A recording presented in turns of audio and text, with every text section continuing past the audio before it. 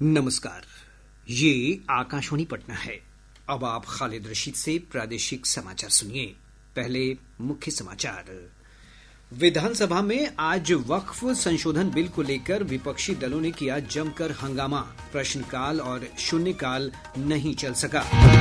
केंद्रीय सहकारिता मंत्री अमित शाह ने कहा, सहकारिता विधेयक देश की अर्थव्यवस्था को सशक्त बनाएगा। विधानसभा चुनाव को लेकर बिहार एनडीए की महत्वपूर्ण बैठक नई दिल्ली में शुरू। घटक दलों के बीच समन्वय के मुद्दे पर मंथन जारी। और भारतीय जनता पार्टी के अल्पसंख्यक मोर्चा ने ईद से पहले जरूरतमंद मुस्लिम परिवारों के लिए सौगाते मोदी अभियान की शुरुआत की। अब समाचार विस्तार से।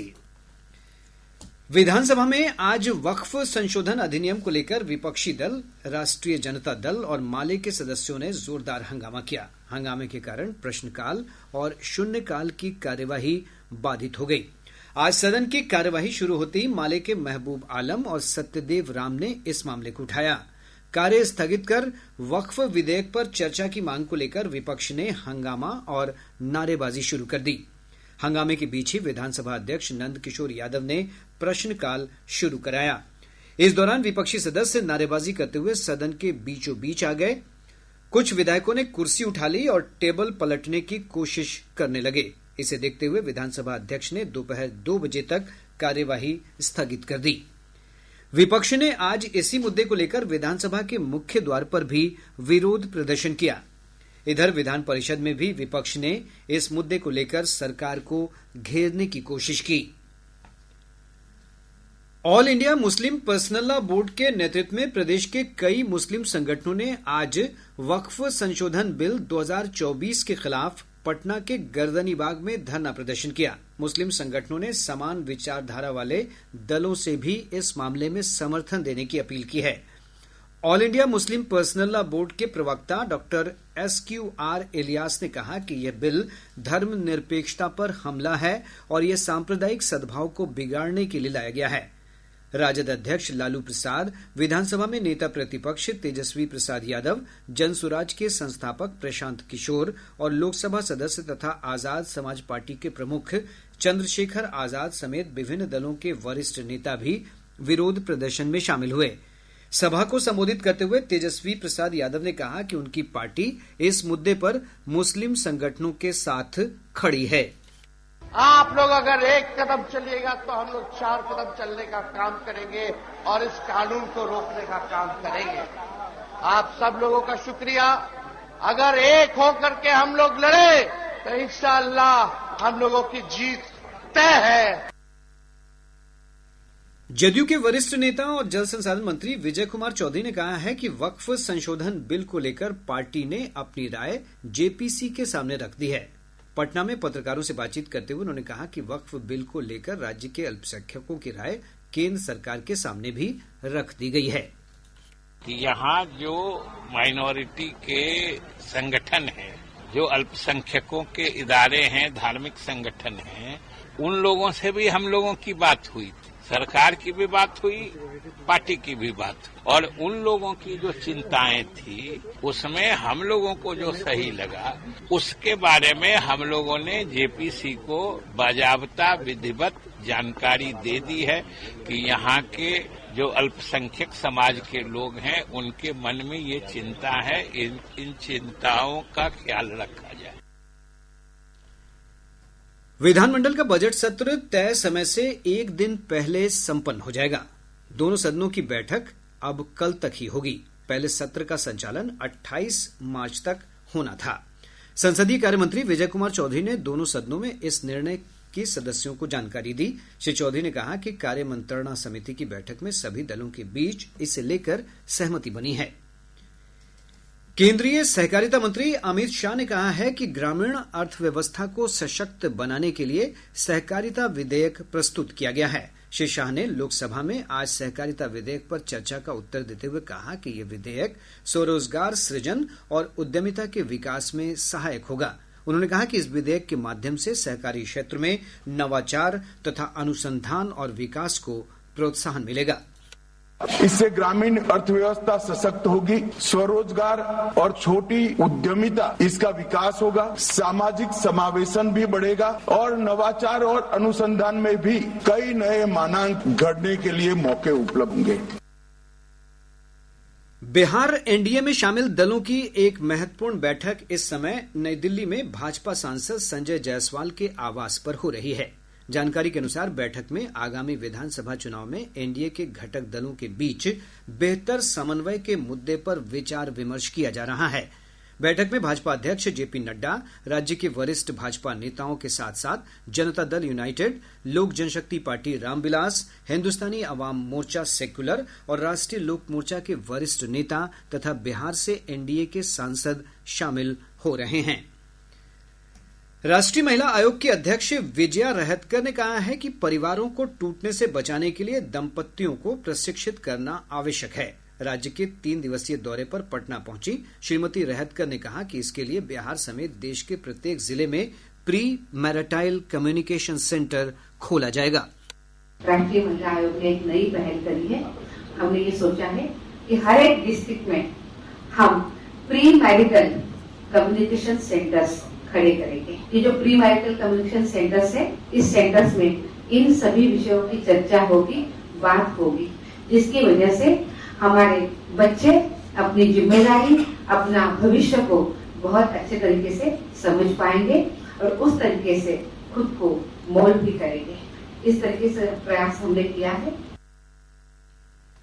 सीवान जिले के जीरादेई स्थित बालिका आश्रय गृह से 13 बच्चियों के भागने की घटना की चर्चा करते हुए श्रीमती रहतकर ने बताया कि इस मामले में राज्य सरकार से रिपोर्ट तलब की गई है। उन्होंने पुलिस महानिदेशक विनय कुमार और समाज कल्याण विभाग की अपर सचिव हरजोत कौर के साथ महिलाओं के खिलाफ अपराध पर रोकथाम को लेकर समीक्षा बैठक की। राष्ट्रीय महिला आयोग की अध्यक्ष कल वैशाली और परसों छपरा जाएंगी। प्रादेशिक समाचार आप आकाशवाणी पटना से सुन रहे हैं। ताजा समाचारों के लिए आप हमारे एक्स हैंडल AIR_News_पटना पर जा सकते हैं। निर्वाचन आयोग ने आज नई दिल्ली में पहली बार 1 लाख से अधिक बूथ लेवल अधिकारियों BLO के लिए प्रशिक्षण कार्यक्रम शुरू किया। कार्यक्रम में बिहार, पश्चिम बंगाल और असम के BLO, निर्वाचक पंजीकरण अधिकारी और जिला चुनाव अधिकारी हिस्सा ले रहे हैं। मुख्य निर्वाचन आयुक्त ज्ञानेश कुमार ने कहा कि क्षमता निर्माण का यह अनूठा कार्यक्रम विभिन्न चरणों में जारी रहेगा। हर पोलिंग बूथ पर एक बूथ लेवल ऑफिसर होता है जो कि इलेक्टोरल रोल को बनाने में मदद करता है और घर घर जाकर सत्यापन करता है कि जो इलेक्टोरल रोल में नाम है वो सही होने चाहिए। यही नहीं, बूथ लेवल ऑफिसर के रिकमेंडेशन के बाद उस असेंबली कॉन्स्टिट्यूएंसी के इलेक्टोरल रजिस्ट्रेशन ऑफिसर एक निर्णय लेते हैं और निर्णय के बाद एक फाइनल इलेक्टोरल रोल पब्लिश होता है। तो देश की ये पहली ट्रेनिंग आयोजित की गई है IIIDM में चुनाव आयोग द्वारा। इस ट्रेनिंग में हम लोग 10.5 लाख बूथ लेवल ऑफिसर्स में से 1 लाख बूथ लेवल ऑफिसर्स को ट्रेन करेंगे। इलेक्ट्रॉनिक्स और सूचना प्रौद्योगिकी मंत्री अश्विनी वैष्णव ने कहा है कि सरकार ने भारतीय साइबर अपराध समन्वय केंद्र की रिपोर्ट के बाद 1410 गेमिंग साइटों को ब्लॉक कर दिया है। आज लोकसभा में पूरक प्रश्नों के उत्तर में श्री वैष्णव ने कहा कि केंद्र ने इस संबंध में कई कदम उठाए हैं। जो हमारी स्टेट लिस्ट है, लिस्ट 2, उसमें एंट्री 34 में बेटिंग एंड गैम्बलिंग आता है। तो राज्य सरकारों को इसका लेजिस्लेटिव फ्रेमवर्क बनाने का पावर है। कुछ राज्यों ने इसमें पहल भी की है और इसके अलावा भारत की जो नई न्याय संहिता है, भारतीय न्याय संहिता, उसमें सेक्शन 112 में भी इसमें एक्शन लिया जा सकता है। इसके साथ ही साथ कई ऐसे स्टेप्स लिए गए हैं जो I4C, उसके माध्यम से जहां से भी कंप्लेंट आती है, उस कंप्लेंट के बेसिस पे जो IT इंटरमीडिएरी रूल है, उसके हिसाब से 1410 गेमिंग साइट्स को ऑलरेडी ब्लॉक किया जा चुका है। भारतीय जनता पार्टी के अल्पसंख्यक मोर्चा ने सौगाते मोदी अभियान की आज शुरुआत की। इसका उद्देश्य देश भर में 32 लाख गरीब मुस्लिम परिवारों को ईद के अवसर पर विशेष किट वितरित करना है। आकाशवाणी समाचार से बातचीत में भाजपा अल्पसंख्यक मोर्चा के राष्ट्रीय अध्यक्ष जमाल सिद्दीकी ने कहा कि रमजान के पवित्र महीने और आगामी अवसरों जैसे नवरोज और भारतीय नववर्ष के दौरान अल्पसंख्यक मोर्चा सौगाते मोदी अभियान के अंतर्गत जरूरतमंद तक पहुंचने का प्रयास करेगा।